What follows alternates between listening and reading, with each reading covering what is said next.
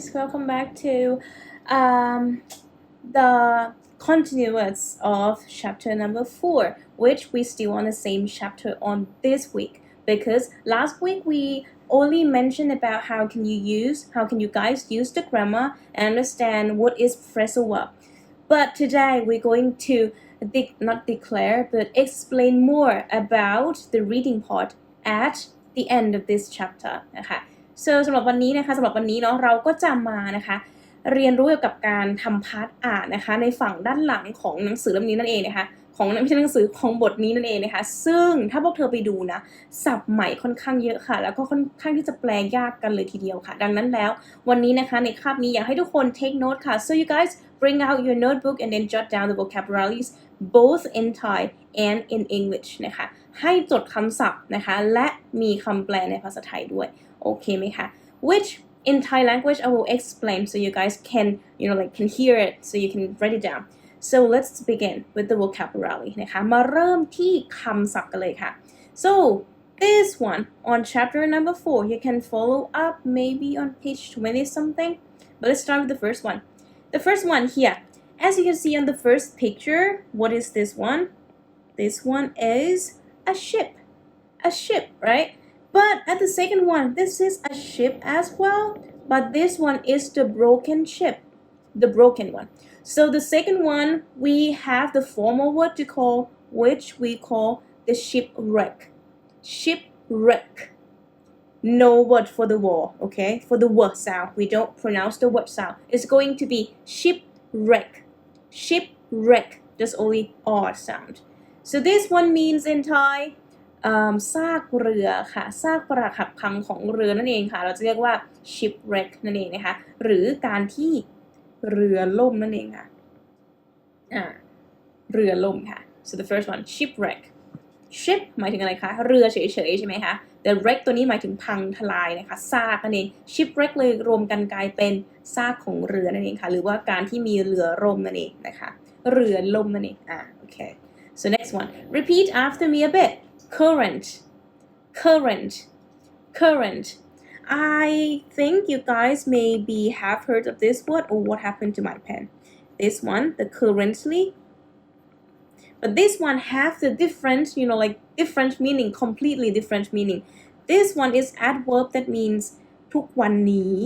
okay nowadays whatever but this one the current one we're talking about the noun which if you can see in the picture the first one here we call this the electric current and this one here the yellow line you see on this picture this is the oceans we call this the current of water so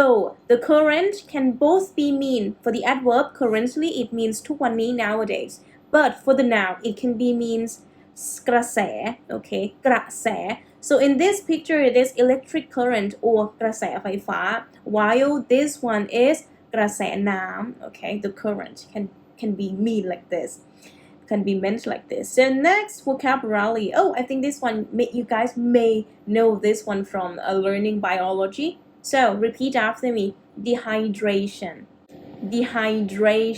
you will stress on this one not dehydration okay that's incorrect it's going to be dehydration okay dehydration so look at the picture here the woman here she is sweat out like have a lot of sweat นะคะเหงื่อเยอะมากเลยนะคะ and she asks for water while look at this one is the human which the water is very low in the body because in our body 70% of our body is water if I don't remember wrong so this one it will make you mouth dry skin bad breath whatever it is the cause of dehydration or in Thai is very easy because D means ไม่มี or means ต่ำ okay ต่ำน้อย okay hydration hydro is the word from the Latin or whatever I can remember exactly so this one mean water that means อาการขาดน้ำ okay dehydration อาการขาดน้ำ D low bad thing but hydro means water like in chemistry เหมือนในเคมีเลยค่ะแปลคล้ายกันนะคะภาษาอังกฤษก็มีการยืมคำศัพท์มาจากที่อื่นเหมือนกันค่ะดังนั้นแล้วบางคำเนี่ยถ้าเรามีรากศัพท์สักนิดน้อยนะคะก็จะสามารถที่จะแปลความหมายแบบเดาได้ว่าแนวทางความหมายนี้น่าจะหมายถึงอะไรนะคะ so next to the next one. Oh, this one is a really like well used word for people nowadays, so repeat after me. Exposure. Okay, exposure. It is a noun. It means whenever you expose yourself or uncover yourself to something. For example, let's take a look at this man. This man exposed himself to the sun all the time. We call this the sun exposure, which he stay under the sun too much, and then he have to take care of his skin because it can cause him the skin cancer. เข้าใจไหมคะมันหมายถึงอะไรการที่ expose นะคะดูผู้ชายคนนี้ค่ะเขา expose to the sun เยอะเกินไปนะคะเลยทำให้เขามีโอกาสที่จะเกิด skin cancer ก็คือมะเร็งผิวหนังนั่นเองหมายความว่ายังไง expose to the sun ค่ะคำว่า expose ตัวนี้แปลว่าเผชิญค่ะเผชิญนะคะหรือเปิดเผยตัวต่ออะไรนะคะต่อจุดๆค่ะซึ่งมีความหมายเป็น synonym เดียวกันนะคะกับคำว่า display opening or uncovering นะคะอันนี้เป็นคำนามถ้าเป็นคำนามเหมือนกันเห็นไหมอาจารย์เติม ing ให้ด้วยเติม ing ให้ด้วยนะคะอันนี้คือ synonym คืออะไรทุกคนคำศัพท์ที่มีความหมายเหมือนกันนะคะ so exposure to the sun ก็คือการที่เราอยู่ใต้แสงอาทิตย์นั่นเองนะคะเปิดเผยตัวเองต่อแสงอาทิตย์มากจนเกินไปอาจจะทำให้เราเกิดเป็นมะเร็งผิวหนังได้ while นะคะ look at the second picture this one you can see a lots of people they're wearing mask แล้วมันเกี่ยวอะไรกับคำว่า exposure นะคะข้อนี้นะคะเราสามารถใช้ exposure เนี่ยกับเชื้อโรคได้ด้วยค่ะ if you don't wear the mask you can expose yourself to the COVID-19 นะคะซึ่งอันนี้เป็นคำนามนะถ้าเป็นกริยาเขาใช้คำนี้ค่ะ expose นะคะคำนี้อันนี้เป็นกริยาก็แปลว่าเผชิญกับนะคะหรือว่าเปิดเผยตัวเองกับอะไรเหมือนกันนั่นเองนะคะโอเค next one this one is a very cool word นะคะเป็นคำศัพท์ที่ cool มากค่ะเท่มากเลยถ้าเราใช้เป็นนะคะ so repeat after me ordealนะคะ deal เนี่ยปกติคำนี้มันจะหมายถึงอะไรหมายถึงการทำข้อตกลงสัญญากันใช่ไหมคะแต่ในข้อนี้พอมาเติมคำว่า or ปั๊บความหมายเปลี่ยนไปเลยค่ะเธอดูภาพสิ This man have to get through a lot of ordeals. This woman she deal with the ordeals as well นะคะมันหมายความว่าอะไรล่ะถ้าเธอมาดู synonym อาจจะแปลออกค่ะ synonym เหมือนเดิมนะคะซึ่งอันนี้มีอะไรบ้าง1ค่ะ pain barrier obstacles นะคะคำเหล่านี้ค่ะแปลว่าอุปสรรคหรือนะคะหรือความยากลำบากก็ได้ค่ะความเจ็บปวดนะคะใช่หมดเลยคือคำว่า ordeal นั่นเอง ordeal okay can I pass next one this one vessel I think you guys going to be very familiar with this word in biology vessel of the tree but this one let's talk about vessel that you can see on the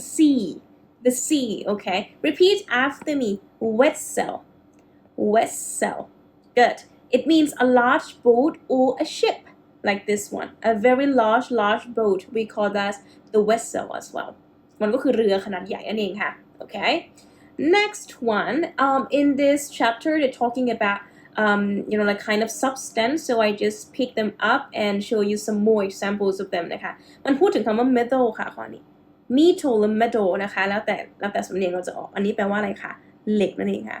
how about silver which one is silver this one what does it mean silver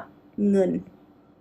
gold is ทอง aluminum is aluminium ค่ะโอเคป่ะอันนี้พูดถึงก็เลยเอามาใส่ให้เฉยๆนะคะ okay and next one let's go to move on to the phrasal verbs part with these words is not very good to very easy to remember them all so let's talk about the first one which this is very interesting as well นะคะคำนี้น่าสนใจมากเลยค่ะคือคำว่า leave on or leave off you can use both words this one means cling on or depend on นะคะหมายถึงการที่เราขึ้นอยู่กับบางสิ่งบางอย่างค่ะ for example เพราะปกติคำว่า live แปลว่าอยู่อาศัยใช่ไหมแต่ live on คือแปลว่าที่เราต้องพึ่งพาอะไรสักอย่างหนึ่งค่ะประมาณนั้นค่ะ for example I live on money ชีวิตฉันอยู่กับเงินขึ้นอยู่กับเงินประมาณนี้ค่ะประมาณนี้นะ I lived on a lot when we won lottery นะคะในขณะเดียวกันคำว่า lived on ตัวนี้ก็แปลว่าใช้ได้ด้วยนะคะมีเงินได้ด้วยค่ะในความหมายโดยที่ไม่ต้องมีคำว่า money อยู่ในนี้เลยเห็นไหม I lived on a lot when we won the lottery ค่ะพวกเราเนี่ยมีเงินใช้ชีวิตเยอะมากเลยค่ะในสมัยที่ถูกลอตเตอรี่นั่นเองนะคะประมาณนี้คือคำว่า live on แปลว่าอะไรได้บ้างนะแปลว่าขึ้นอยู่กับใช่ไหมคะพึ่งพาหรือแปลว่าก็แปลว่าพึ่งพามีเงินเยอะอะไรอย่างเงี้ยนะคะได้ในความหมายเดียวกันทีเดียวหรือบางคนน่าจะพูดว่า oh she lives off their parents คำนี้ lives นะคะ of their parents นะคะ parents คือใครคะพ่อกับแม่ใช่ไหมคะฉันเขียนผิดนะคะ live off เห็นไหมแปลว่าอะไรอันเนี้ยแปลว่าพึ่งพาพ่อกับแม่ก็ได้ค่ะไม่ใช่อันนี้แหมอยู่ด้วยคนเดียวอยู่ด้วยตัวคนเดียวไม่ได้นะคะต้องขอเงินพ่อแม่มาใช้คำนี้ได้ค่ะ she lives off their parents นะคะแบบใช้ชีวิตอยู่บนพ่อกับแม่ประมาณนั้นนะคะ so next one these two going to have the same similar meaning ค่ะ the first one set off good or set out has the same meaning it means start a journey it means to start a journey นะคะหมายถึงการเริ่มต้นออกเดินทางนี่ค่ะ set off หรือว่า set out ก็ได้นะคะ for example I set off to school แทนที่ใช้คำว่า I go to school ใช่ไหมก็สามารถใช้คำว่า I set off to school ได้เหมือนกันค่ะ I am going to set off to Italy next month นะคะเดือนหน้าฉันจะไปอิตาลีเห็นไหมใช้คำว่า set off แทนคำว่า go ได้นะคะ good next one take off this one is very easy peasy repeat after me take off or sometimes they're going to like group the pronunciation of k and together is going to be take off with k sound okay so this one it means when the vehicles like a car the plane the aircraft leave the land ก็คือออกจากแผ่นดินค่ะมันก็คือการเอาเครื่องขึ้นนั่นเองค่ะthe plane for example the plane can take off in any minutes นะคะก็คือเครื่องบินสามารถออกได้เมื่อไหร่ก็ได้ค่ะเอาเครื่องขึ้นหรือการออกนั่นเองการออกตัวนะคะเอาเครื่องขึ้นไปก่อนนะหรือการออกตัวก็ได้ค่ะแต่ในขณะเดียวกันนะคำนี้ถ้าเราใช้กับเสื้อผ้าค่ะจะหมายถึงการถอดเสื้อผ้าก็ได้เหมือนกันเหมือนคำนี้จะเคยพูดไปแล้วเนาะนะคะคราวที่แล้ว okay next one this one is very interesting one ค่ะ repeat after me turn over this word can have many meanings the first one is to start the engine for example I will turn over the car ก็คือไปสตาร์ทรถนั่นเองค่ะนะคะแปลว่าไปสตาร์ทรถได้นะคะor turn over mean กลับด้านก็ได้ค่ะ I will turn over the meat on the grill นะคะเดี๋ยวฉันจะไปกลับด้านเนื้อซะหน่อยอยู่บนเตาย่างอะไรเงี้ยใช้ turn over ได้เหมือนกันนะคะซึ่งคำว่ากลับด้านนี่แหละจะเป็นคำที่เราจะเจอในบทอ่านของเรานะคะ next word run down run แปลว่าวิ่งค่ะ down แปลว่าลงแปลว่าลงนะคะถ้าเราพูดว่า run down from the mountain ทุกคนจะเข้าใจว่าวิ่งลงจากภูเขานะคะแต่คำนี้สามารถใช้ในบริบทอื่นได้ซึ่งตัวนี้มันจะแปลว่า tired นะคะ feel tired ค่ะก็คืออะไรเหนื่อยI run down ฉันเหนื่อยมากเลยอะไรเงี้ยนะคะใช้ตัวนี้ได้เลยค่ะหรือนะคะในบางบริบทยังสามารถหมายถึงว่า to end or to stop ค่ะหยุดการกระทำอะไรสักอย่างหนึ่งค่ะ for example I run down after 2 hours of working as a waiter นะคะฉันเหนื่อยมากเลยหลังจากทำงานมากี่วันเราจะทำงานมา2ชั่วโมงค่ะเป็นคนเสิร์ฟนะคะทำงานเป็นคนเสิร์ฟมา2ชั่วโมงเหนื่อยมากใช้ run down ได้ด้วยค่ะหรือบางทีเราอาจจะใช้คำว่า run out of energy แปลว่าอะไรแปลว่าเราไม่มีพลังงานคันเหนื่อยแปลเหมือนกันเลยคำนี้แปลว่า tired นะคะเหนื่อยหรือ exhausted ก็แปลว่าเหนื่อยเหมือนกันค่ะแต่ exhausted เหนื่อยมากนะคะ very tired นั่นเองนะคะแล้วก็ run out of energy ค่ะเหนื่อยไม่มีพลังเหลืออยู่แล้วประมาณนี้นะคะเพราะ run out of แปลว่าหมดค่ะคำนี้ควรรู้จักนะคะ okay next one repeat after me pull down pull down very easy when you pull something down like this baby she is pulling the door down นะคะเป็นไงเด็กคนนี้กำลังทำอะไรอยู่ดึงลงมานั่นเองค่ะ pull down ง่ายมาก okay next one pick up look at the picture here the man's trying to pick up the box see he pick up so pick up mean to increase to improve to rise it up นะคะก็คือการที่เพิ่มพัฒนายกขึ้นก็ได้เหมือนกันค่ะใช้คำว่า pick up ได้ okay for example he picked the box up นะคะยกกล่องขึ้นก็ได้เหมือนกันนะคะthis one if you play games นะคะถ้าเล่นเกมน่าจะรู้จักคำนี้นะเพราะทุกครั้งที่มีคนแพ้ค่ะจะมีการ eliminate นะคะก็คืออะไรเนี่ยrepeat after me first eliminate means erase or remove นะคะ erase or remove หมายถึงการคัดออกนั่นเองค่ะเมื่อไหร่ก็ตามที่มีคนแพ้ใช่ไหมต้องมีการ eliminate ออกจากเกมค่ะถ้าเป็นคำนามเขาจะใช้คำว่า elimination นะคะเปลี่ยน nate เป็น nation นะคะ elimination ก็คือการคัดออกนั่นเองค่ะ for example after losing the game he was eliminated from the competition นะคะ competition ก็คือ race ก็คืออะไรคะการแข่งขันหรือบางทีเราก็ใช้คำว่า contest ได้ค่ะการแข่งขันหมดเลยนะคะเห็นไหมหลังจากที่เขาแพ้เกมนี้ค่ะเขาก็ถูกคัดออกไปจากการแข่งขันนั่นเองนะคะโอเค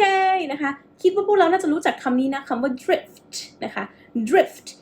drift รถนะคะใช้คำเดียวกันนะคะซึ่งความเป็นจริงคำว่า drift ตัวนี้นะเอาคำว่า drift ก่อนเนาะเป็นกริยาค่ะแปลว่า move slowly นะคะไปอย่างช้าๆนะโอเคไหมเหมือนขวดน้ำอะค่ะที่เราเอาไปวางไว้บนน้ำมันก็จะไปอย่างช้าๆตามกระแสน้ำไปตาม current of the water ไปใช่ไหมคะ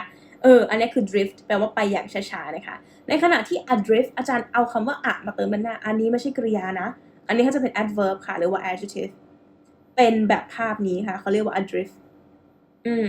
แต่ภาพนี้ไม่ใช่นะอันนี้ไม่ใช่ adrift ต่างกันยังไงสองอันเนี้ยอีกภาพหนึ่งมันไม่มีคนค่ะมันหมายถึงการกระทำอะไรสักอย่างหนึ่งที่เท้งเต้งอะลอยเท้งเต้งอยู่โดยที่ไม่มีคนบังคับค่ะเขาเรียกว่า adrift นะคะมันก็คือการล่องลอยอยู่นั่นเองล่องลอยนะคะ adrift for example he spent 3 days adrift on his yacht นะคะ yacht ก็คือเรือยอชต์นะคะเขาเนี่ยใช้เวลา3วันค่ะเท้งเต้งอยู่บนเรือยอชต์นะคะไม่ได้ไปไหนนั่งอยู่เฉยๆไม่ขับไม่อะไรนั่นเองนะคะล่องลอยเท้งเต้งอยู่นะคะ drift ไปแล้วเนาะเคลื่อนที่อย่างช้าๆนะคะและอันนี้ค่ะ adverb 3 ตัวนี้ 100% ว่าเธอเจอแน่ๆในการสอบข้อสอบม.ปลายนะคะในอนาคต O-NET 9 วิชาสามัญแกะนะคะ the first one hardly barely rarely it means almost not นะคะเกือบจะไม่นั่นเองค่ะทั้ง3คำเกือบจะไม่นะคะใช้ในการบอกว่าเราไม่ค่อยทำอะไรค่ะตัวอย่างซึ่งอันเนี้ย3ตัวนี้มีความหมายเป็นเชิงลบนะคะลบมากๆมีความหมายใกล้เคียงกับคำว่า never เลยค่ะก็คือไม่เคยนั่นเองนะคะ for example I always wake up early but my brother barely gets up early นะคะฉันเนี่ยเป็นคนที่ตื่นเช้ามากเลยแต่ว่าน้องชายฉันเนี่ย barely ค่ะไม่ค่อยตื่นเช้าสักเท่าไหร่เลยประมาณนั้นนะคะจบแล้วค่ะ that's all about vocabulary let's review a little bit นะคะ let's talk about it from the beginning the first one shipwreck แปลว่าอะไรตอบหน้าคอมนะแปลว่าอะไรคะ shipwreck เรือแบบไหนเรือล่มนะคะ very good next one current หมายถึงอะไรทุกวันนี้หรือหมายถึงอะไรไม่ใช่ทุกวันนี้นะถ้าทุกวันนี้ต้องมีลี่ด้วยค่ะอันนี้แปลว่ากระแสถูกต้องกระแสน้ำกระแสไฟกระแสอะไรก็แล้วแต่กระแสนิยมยังใช้ได้เลยค่ะคำนี้ current นะคะ next one dehydration D คือไม่ hydro คือน้ำไม่มีน้ำก็คือการขาดน้ำค่ะ very good exposure นะคะ have like synonyms as display opening and uncovering ค่ะหมายถึงการเปิดเผยตัวเองนะคะมันก็คือการเผชิญหน้านั่นเองค่ะโอเค next one ordeal this one is a noun as well everybody have to pass through the ordeals นะคะทุกคนค่ะต้องเคยผ่าน ordeal มาแล้วทั้งนั้นมันก็คืออะไรอุปสรรคค่ะ very good next one vessel what does it mean vessel big ship นะคะเรือขนาดใหญ่ good next one metal means เหล็ก silver means เงิน gold mean ทอง and aluminum mean aluminium okay live on means พึ่งพาค่ะนะคะพึ่งพานะคะ set off or set out mean เริ่มต้นออกเดินทางค่ะโอเค take off เครื่องออกเครื่องนะคะหรือการถอดเสื้อผ้าก็ได้เหมือนกันค่ะ turn over สตาร์ทรถค่ะหรือการพลิกกลับด้านนั่นเอง run down เหนื่อยค่ะไม่มีพลังงานใน run down tired นะคะหรือหมายถึงการ stop doing something ก็ได้ค่ะไม่ทำบางสิ่งบางอย่างก็ได้เลิกทำก็ได้เหมือนกันนะคะ pull down ค่ะดึงลงมาง่ายๆตามตัว pick up หยิบขึ้นมาแค่นั้นเองค่ะ eliminate คัดออกนะคะเอาออกนะคะ adrift แบบไม่มีคนบังคับนะเท้งเต้งล่องลอยนะคะ drift เคลื่อนที่อย่างช้าๆ hardly barely rarely เกือบจะไม่ค่อยทำโอเค and that's it for the vocabularies but let's continue taking a look at the readings so this one we going to talking about shipwreck survivors alive after 6 months at sea นะคะมาแปลกันก่อนค่ะว่า topic นะคะหรือว่า headline ของเรื่องนี้คืออะไร shipwreck แปลว่าอะไรเรือร่ม survivor เป็น survivor คืออะไรเนี่ยผู้รอดชีวิตค่ะนะคะมาจากการที่เรือล่มนั่นเองนะคะซึ่ง alive แปลว่ามีชีวิตอยู่นะคะอาจารย์ไม่ต้องเขียนก็ได้ค่ะหนูอ่านไม่ออกนะคะต้องเขียนค่ะนะคะมีชีวิตอยู่นะคะ after 6 months at sea นะคะหลังจากที่อยู่ในทะเลมากี่เดือน6 เดือนด้วยกันมาดูกันนะคะว่าเรื่องราวเป็นอย่างไรบ้างนะคะ but first this story is incomplete นะคะ incomplete คืออะไรเรื่องราวที่เราจะอ่านต่อไปนี้ไม่สมบูรณ์นะพวกเธอต้องช่วยอาจารย์ค่ะเอาคำศัพท์เหล่านี้มาเติมค่ะได้แก่คำว่า the first one go on อันนี้สอนไปสัปดาห์ที่แล้วแปลว่าอะไรคะทำต่อไปนะเพื่อน go on นะคะ go through ค่ะแปลว่าผ่านค่ะดำเนินเรื่องผ่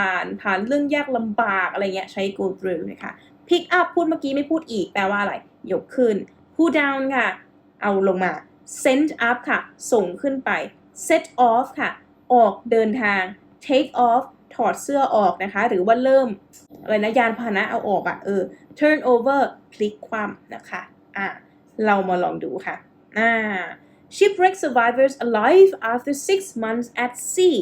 let's take a look at the first paragraph เราจะดูกันไปทีละ paragraph นะคะ the first one Sydney Australia ถ้าสมมติพวกเธอนะคะมีความเขาเรียกว่าไงนะอยากจะฝึกการใช้ภาษาอังกฤษนะคะพยายามลองอ่านตามอาจารย์ดูนะคะลองพยายามออกเสียงสมมติอาจารย์อ่านปั๊บพวกเธอ pause วิดีโอไว้แล้วอ่านตามดูนะคะเพื่อนะคะให้ตัวเองสามารถใช้เขาเรียกว่าการออกเสียงภาษาอังกฤษให้มันดีขึ้นและอย่าลืมอะไรนะอาจารย์เน้นย้ำตลอดนะคะเสียงสุดท้ายค่ะเห็นไหม shipwreck survivors นะคะอย่าลืมนะคะโอเค let's begin Sydney Australia World Press Wire นะคะอันนี้ตัวพิมพ์ใหญ่หมดไม่ต้องไปแปลนะคะซิดนีย์ชื่ออะไรชื่อเมืองอยู่ที่ออสเตรเลียคือชื่ออะไรประเทศนะคะ World Press Wire นี่เป็นชื่อหนังสือพิมพ์ค่ะเพราะคำว่า press เนี่ยมักจะเป็นชื่อหนังสือพิมพ์หรือนิตยสารนั่นเองนะคะ so two Western Samoan fishermen survived almost 6 months adrift on the Pacific Ocean in a small metal boat นะคะแปลว่าอะไร1 ประโยคเนี่ยนะคะเขาบอกว่า2 คนค่ะที่เป็น fisherman ก็คืออะไรชาวประมงนะคะมีชีวิตรอดแบบเป็นอดีตแต่วันนี้เขาเล่าข่าวให้ฟังเขารอดกลับมาแล้วนะคะ almost 6 months ค่ะเกือบ6 เดือนค่ะ adrift ลอยเท้งเต้งอยู่ที่ไหนอยู่ Pacific Ocean ค่ะซึ่งพวกเขาเนี่ยลอยเท้งเต้งอยู่บนอะไรอยู่บนเรือที่ทำมาจากเหล็กลำเล็กๆเท่านั้นเองนะคะ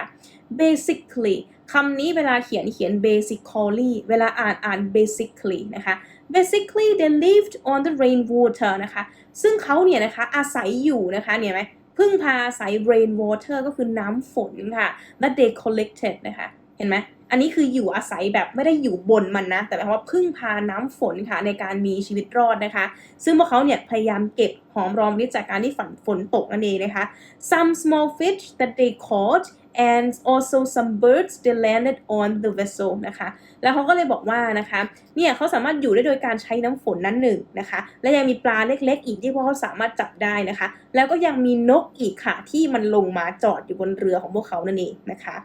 ทีนี้มาเริ่มเติมคำศัพท์กันนะคะ the men had originally นะคะ the men had originally ตัวนี้หมายถึงอะไรจ๊ะนะคะเริ่มแรกแล้วจุด2 คนนี้นะพ่อใหญ่2 คนที่ไปลอยเท้งเต้งอะค่ะ to fish in the waters ไป to fish ค่ะไปตกปลาหลัง to ตัวนี้เป็นกริยาไม่ผันนะ fish ตัวนี้แปลว่าตกปลานะคะเขาเริ่มออกเดินทางไปตกปลานี่ ถูกไหมใช้คำไหน TikTok 3 วิค่ะออกเดินทาง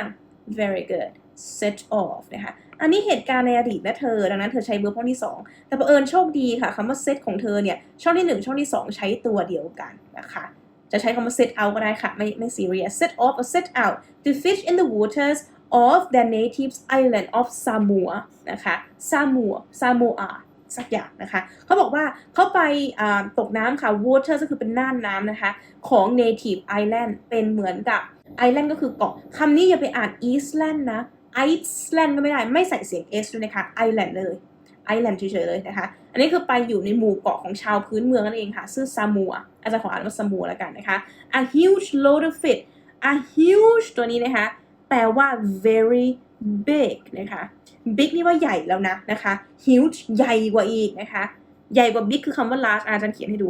big ใหญ่นะใหญ่กว่านี้ก็คือคำว่า large ค่ะใหญ่กว่า large คือคำว่า huge นี่แหละนะคะใหญ่มาก huge load ก็คืออีโหลดก็คือปลานั่นแหละอีตัวปลานี่แหละนะคะจำนวนเยอะเลยค่ะนะคะจุด that 7-meter aluminum boat and it ended under the water upside down นะคะเฮ้ยปลาจำนวนมากทำอะไรคะกับเรือของเขาจนทำให้มันเป็นยังไง upside down คือพลิกคว่ำทำยังไงเนี่ยปลาจะทำอะไรได้คะขึ้นไปดูกริยาสิเธอ TikTok send up set off take off turn over pull down pick up ปลามัน turn over เรือได้ไหมอะยังอันที่มันดีกว่าต้องเป็นคำว่า pull down นะคะอย่าลืมเติมเป็นเวอร์พที่2ด้วยนะคะ pull down นะคะเรือปลาจำนวนมากเขาหวานแหไปใช่ปะแล้วปลามันเยอะมากมันก็เลยดึงค่ะดึงเรือให้มันพลิกความมันเองค่ะทีนี้ทำยังไงต่อนะคะ the men manage to ก็คือจัดการกับคาบที่แล้วพูดไปแล้วนะคะจัดการกับ cut the finish lines ค่ะโดยการใช้อันนี้เป็นสำนวนนะคะ cut the finish line ก็คือใช้ทางลัดนั่นเองค่ะทางลัดทำยังไงนะคะ to จุด the boat and to get into it นะคะก็คือทำยังไงกับเรือมันพลิกคว่ำแล้วเธอก็ต้องทำยังไงอีกพลิกมันกลับมาสิคะใช้คำว่าอะไร turned over ed ด้วยนะช่องที่2นะคะเพราะว่าเราเล่าข่าวคราวให้คนอื่นฟังเหตุการณ์ที่เกิดขึ้นไปแล้วนะ and to get into it they had to และการที่เขาจะสามารถพลิกเรือกลับไปได้ค่ะพวกเขาต้องจุด the two outboard motors นะคะอันนี้น่าจะเป็นมอเตอร์ของเรือแสดงว่าเรือเขาไม่ใช่เรือพายนะเป็นเรือแบบมอเตอร์ใช่ไหมคะแล้วเผื่อว่ามอเตอร์เป็นยังไง eliminate weight ค่ะเขาทำยังไงกับมอเตอร์ไม่รู้ค่ะแต่เพื่อที่กำจัดน้ำหนักนั่นเองค่ะ in the process ค่ะที่มันหนักแล้วมันเขาเรียกว่าอะไรพลิกเรือกลับมาไม่ได้ต้องทำยังไงล่ะทีนี้ข้อนี้ใช้คำว่าอะไรคะ take off ไงถอดมันออกใช่ไหมคะถอดมันออกค่ะ take off oh sorry นะคะ eliminate take off oh took off sorry นะคะช่องที่2ลืมนะคะ took off take off ถูกแล้วนะคะลืมอะไรมันอยู่หลัง to ไงจาลืมว่า to ได้ไงนะคะอันนี้ไม่ใช่ verb แท้เนาะผันตาม to ค่ะหลัง to verb ไม่ผันนะคะ take off Okay the two outboard motors to eliminate weight in the process นะคะพอเขาเอามอเตอร์ออกปั๊บก็เป็นไงคะ so they were left powerless ค่ะก็เลยพลิกเรือกลับมาได้ค่ะแต่เผอิญนะคะพลิกกลับมาแล้วเนี่ยนะคะ powerless กันเลยทีเดียว power คือพลัง less คือไม่มีก็คือหมดแรงกันเลยทีเดียวค่ะ as current pushed them out into the open ocean นะคะแล้วในขณะเดียวกัน as ตัวนี้แปลว่าในขณะเดียวกันนะคะขณะเดียวกันที่พวกเขาเหนื่อยอยู่บนเรือเนี่ยนะคะมันก็มี current ค่ะก็คือพวกกระแสน้ำค่ะที่ผลักพวกเขาเนี่ยให้ออกไปสู่ทะเลเปิดหรือมหาสมุทรเปิดนั่นเองค่ะก็คือไม่รู้เลยว่าตอนนี้อยู่ที่ไหนนั่นเองนะคะ somehow as they drifted for days and then months นะคะอย่างไรก็ตามค่ะพวกเขาเนี่ย drifted ก็คือลอยอย่างช้าๆค่ะอยู่กลางทะเลนะคะเป็นเวลาหลายวันจนกระทั่งเป็นหลายเดือนนะคะ they missed landing on any of the islands between Samoa and Papua New Guinea นะคะอย่างไรก็ตามที่ลอยเท้งๆอยู่เขาไม่เจอ miss นี้แปลว่าพลาดนะคะพลาดการเจอแผ่นดินค่ะไม่ว่าจะเป็นเกาะที่อยู่ในซามัวหรือเกาะที่อยู่ปาปัวนิวกินีก็แล้วแต่ไม่เจอเธอเห็นคำพวกนี้ปะตัวพิมพ์ใหญ่อย่าไปหาแปลนะคะมันคือชื่อโอเคไหมอยู่กลางประโยคนี้ไม่ต้องไปแปลเลยนะคะเห็นไหมอันนี้ก็เป็นชื่อนะคะ when they were close to Fiji ก็น่าจะเป็นชื่อเกาะนะคะเป็นชื่อเหมือนกันนะคะ they จุด some flares เฮ้ย flare ตัวนี้ศัพท์ใหม่ค่ะแปลว่าจุดพลุค่ะมันก็คือพลุนั่นเองค่ะจุดให้สัญญาณเอาไว้ง่ายให้สัญญาณนะ that were on board นะคะว่าเขาอยู่ที่นี่นะ but nobody came out to rescue them นะคะ rescue แปลว่า help แปลว่าช่วยเหลือค่ะแต่ rescue จะใช้ในกรณีที่ช่วยเหลือชีวิตอย่างเดียวนะคะอันนั้นข้อนี้ก็เลยแปลว่าโอ้ยเขาพยายามจุดสัญญาณนะแต่ว่าไม่มีใครมาช่วยเขาเลยค่ะ จุดสัญญาณโชว์สัญญาณขึ้นไปใช้คำว่าอะไรดีในคำตอบเราโชว์กลับไปโชว์ให้เขาเห็นค่ะ send อะไร send out ใช่ send out ไหมsend up นะคะอย่าลืมเปลี่ยนเป็นช่องที่2นะจากตัว D เป็นตัว T นะคะโอเค then the men said they also saw several ships pass by นะคะแล้วเขายังเล่าให้ฟังอีกนะไอ้ผู้ชาย2คนนี้ที่มันติดอยู่บนเรือเนี่ยว่าพวกเขาเจอเรือนะคะผ่านไปผ่านมา pass by แปลว่าผ่านไปมาค่ะผ่านไป but the ships just นะคะแต่เรือเหล่านั้นแค่จุดๆอันนี้ควรตอบอะไรเผอิญว่าแสดงว่าเขาไม่ได้รอดชีวิตตอนที่เรือผ่านนะคะใช่ไหมคะแสดงว่าอันนี้ต้องเป็นผ่านไปเลยค่ะไม่สนใจเลยค่ะ go อะไร go on ค่ะยังคงไปต่อไม่สนใจ2คนนี้นั่นเองนะคะใคร and then the survivors ค่ะก็คือผู้รอดชีวิต2คนนี้ค่ะ were finally ค่ะในที่สุดจุด by a fishing boat in Milne Bay ไม่รู้ว่าชื่อว่าอะไรนะอันนี้ไม่ต้องแปลเหมือนกันนะคะเป็นชื่อนะคะปาปัวนิวกินีเขาเลยว่า2คนนี้เลยในที่สุดค่ะก็อาจจะรอดชีวิตนะตรงนี้นะคะโดยที่มีเรือตกปลาค่ะที่อยู่ในอ่าวเบย์ก็คืออ่าวนะคะที่ชื่อว่ามิลเน่หรือไมล์ไม่รู้นะคะที่ปาปัวนิวกินีตัวนี้ก็เลยเป็นไงถูกช่วยชีวิตค่ะคำไหนเหลือ pick up กับอะไรนะเธอกับ go through โอเค pick up แน่นอนค่ะถูกช่วยชีวิตมาเติม ed ด้วยนะคะเห็นไหมอาจารย์ pick มันแปลว่าไปยกคนอื่นไม่ใช่เหรอเขาไม่ได้ไปยกใครนี่คือโครงสร้างนี่เธอเห็นไหม verb to be ค่ะคือคำว่า verb เธอเจอ verb to be แบบ verb ข้อที่3เมื่อไหร่อันนั้นคือประธานถูกกระทำแสดงว่า2คนนี้ถูกช่วยเหลือขึ้นมาโอเคไหมคะโดยที่เป็นเรือตกปลาช่วยเข้ามานั่นเองนะคะ then the men were pretty run down run down คืออะไรนะ run down วิ่งลงจากเขาค่ะหรือไม่ก็หมดอะไรหมดพลังค่ะก็คือค่อนข้างที่จะหมดพลังเลยค่ะตอนที่เขาถูกช่วยชีวิตนะ when they were found ตอนที่พวกเขาพบเจอเห็นไหม were found ถูกเจอเห็นไหมคะ one was not able to stand up one ในที่นี้หมายถึงคนหนึ่งจาก2คนนี้นะไม่สามารถที่จะยืนได้เลยค่ะand the other could barely walk เห็นไหม barely คือแทบจะไม่ค่ะก็คือแทบจะเดินไม่ได้เลยทีเดียว both had lost a lot of weight ค่ะ lost ตัวนี้ว่าสูญเสียนะคะสูญเสียน้ำหนักไปเยอะทีเดียวค่ะ they had also suffered from exposure to the sun นะคะแล้วเขายัง suffer ก็คือเจ็บปวดค่ะเจ็บปวดจากการอะไรจากการเผชิญหน้าใช่ไหมคะกับดวงอาทิตย์เป็นเวลานานค่ะและมีอาการ dehydration ก็คือการขาดน้ำนั่นเอง still it was amazing ค่ะแต่ยังไงก็ตามมันดู amazing มากค่ะ that they have survived considering the great ordeal they had go through ค่ะคราวนี้ต้องใช้ gone through ค่ะทำไมอาจารย์ทำไมใช้ verb ข้อที่3ก็เพราะว่าตัวนี้ตามหลัง verb to have ค่ะ verb to have นะคะถ้าเขาเป็นกริยาช่วยนะตามหลังด้วย verb ข้อที่3เสมอค่ะต้องใช้เป็น gone throughส่วนพิกตัวนี้ verb ข้อที่3เหมือนกันนะคะเพราะตามหลัง verb to be นะคะสรุปก็คือเขาพูดว่านะคะมันก็ยัง amazing อยู่ดีค่ะที่คนสามารถที่จะรอดมาได้ค่ะจากการที่เป็นไงผ่านอะไร ordeal มาค่ะอุปสรรคมากมายใช่ไหมคะที่พวกเขาผ่านมาคือ gone through มานั่นเองนะคะอันนี้คือเรื่องราวของผู้รอดชีวิตไม่รู้นะว่าใครนะคะไม่ได้กล่าวนามเนาะดังนั้นในคำศัพท์ไปนะคะตามนี้เลยนะคะโอเคและอันนี้ก็คือของคาบนี้ค่ะแค่นี้แหละจดศัพท์มาทั้งหมดค่ะแล้วก็ทำแบบฝึกหัดตัวนี้มาให้อาจารย์ให้เรียบร้อยนะคะพวกเธอจะลอกเพื่อไม่เป็นไรค่ะนั่นคือพวกเธอไม่ได้อยากมานั่งฟังว่าอาจารย์อธิบายว่ายังไงอาจจะเป็นเพราะพวกเธอรู้อยู่แล้วค่ะหรือว่าอาจจะเป็นเพราะพวกเธอขี้เกียจนะคะแต่ถ้าหากพวกเธอมาเสียสละเวลามานั่งดูวิดีโอตัวนี้นะคะมันก็จะได้ความรู้มากขึ้นอาจารย์แตกศัพท์ให้แล้วเรายังได้ยินสิ่งที่อาจารย์พูดด้วยใช่ไหมคะได้คิดตามได้เขียนค่ะมันได้แน่นอนอยู่แล้วและสิ่งพวกนี้คือคำศัพท์ที่เนี่ยในนี้นะ 99% มีในข้อสอบแน่นอนค่ะนึกออกปะดังนั้นแล้วถ้าพวกเธอยังไม่ได้ศัพท์พวกนี้ไปทำข้อสอบในอนาคตก็จะยากนะคะในขณะเดียวกันถ้าพวกเธอมาเอาตรงนี้อีกก็จะได้เก็บคำศัพท์เพิ่มมากขึ้นแล้วอีกส่วนหนึ่งนะคะดังนั้นดีใจมากเลยที่คนมาอยู่ด้วยกันทุกคนอยู่ด้วยกันตรงนี้นะคะดังนั้นอย่าลืมอัปโหลดรูปภาพที่เป็นหลักฐานในการเรียนคาบนี้ด้วยนะคะก็คือตัวนี้นี่เองค่ะแล้วก็คำศัพท์ที่อยู่ในสมุดเจอกันคาบหน้าค่ะทุกคนบ๊ายบาย